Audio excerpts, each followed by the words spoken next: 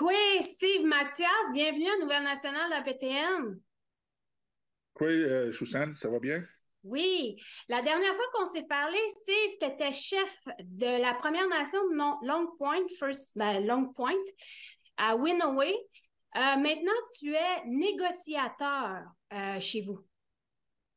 Oui, c'est exact. Ça fait à peu près un an là, que le nouveau conseil m'ont nommé comme le négociateur dans différents dossiers qui touchent la communauté de Long Point.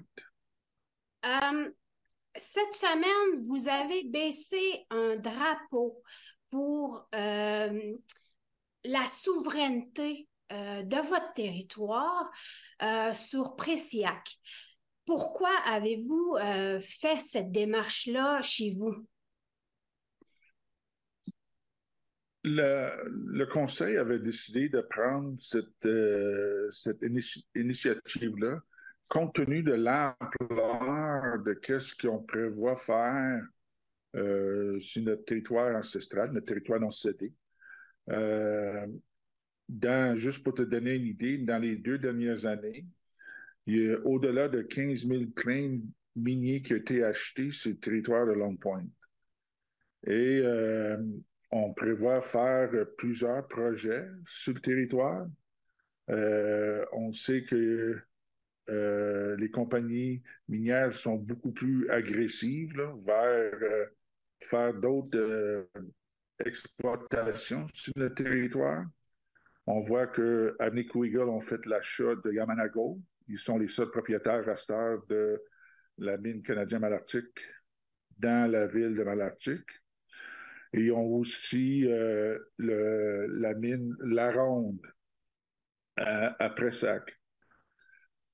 Donc, la mine, la manière qu'elle présente son plan de consolider tout ça, dit que la meilleure place de faire des projets miniers au monde, c'est en Abitibi.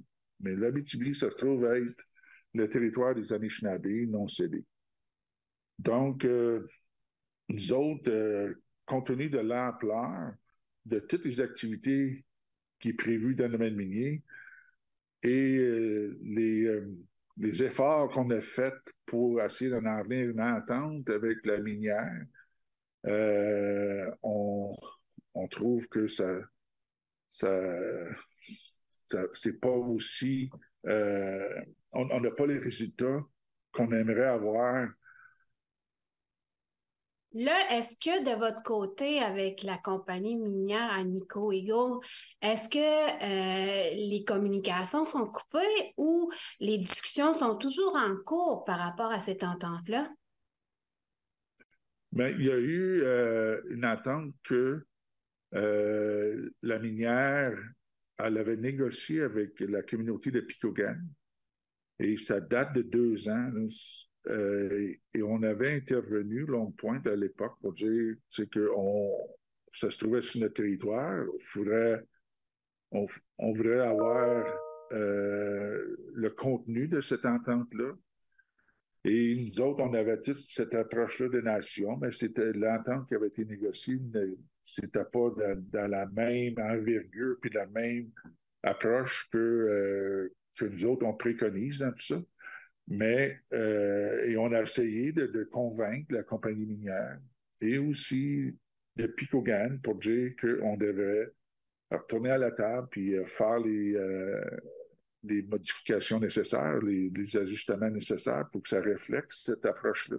Dans le meilleur des mondes, Steve, euh, qu'est-ce que vous demanderiez ou qu'est-ce que vous voulez obtenir? Nous autres, c'est que on- l'approche qu'on préconise est basée sur la réconciliation économique. Ben, la réconciliation socio-économique. On regarde tout l'aspect social relié à tout ça. C'est pas juste une question monétaire. Puis on a regardé toutes les ententes, là, les IBA ou ERA, je pense qu'on les appelle en français. Ces ententes-là typiques, ça, c'est passé date, ça.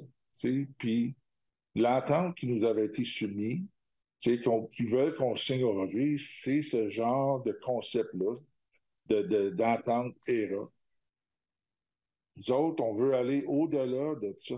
C'est pas on peut pas avoir seulement que des opportunités d'emploi ou de formation et quelques opportunités d'avoir des contrats pour des entreprises autochtones. Mais on veut regarder l'ensemble de tout ce développement-là, puis même regarder au niveau du, euh, du ownership, de la propriété. Est-ce qu'il y a certaines activités reliées à tout ce développement-là que les Anishinaabe auraient intérêt de prendre en charge totalement? Je te cite un exemple. L'exemple au niveau du transport. Compte tenu là, que Agnico Eagle aimerait consolider toutes les opérations au site La Ronde ou bien au site de Malartic, il va y avoir beaucoup de transports qui vont aller chercher des minéraux dans d'autres sites miniers pour l'amener à l'usine de ces deux sites-là. Mais pourquoi pas que les Anishinaabe prennent le temps d'étudier ça, faire une faisabilité, faire un plan d'affaires et deviennent les propriétaires reliés à tout ce transport-là qui va nécessiter de transporter des minéraux aux deux sites de la Ronde puis de Malartic. C'en est un exemple parmi d'autres. Il y a peut-être d'autres infrastructures que la mine nécessiterait et que les Anishinaabe pourraient regarder ça et c'est nous autres qu'on pourrait regarder à devenir les propriétaires de ça et on fait des ententes de location avec la mine. On veut prendre le temps pour faire notre devoir, pour étudier ça comme il faut, pour qu'on puisse prendre des décisions éclairées dans tout. Tanashkamadan et Miigwech, Steve Mathias. Kitchumigwech, Susan, puis je te souhaite une bonne journée.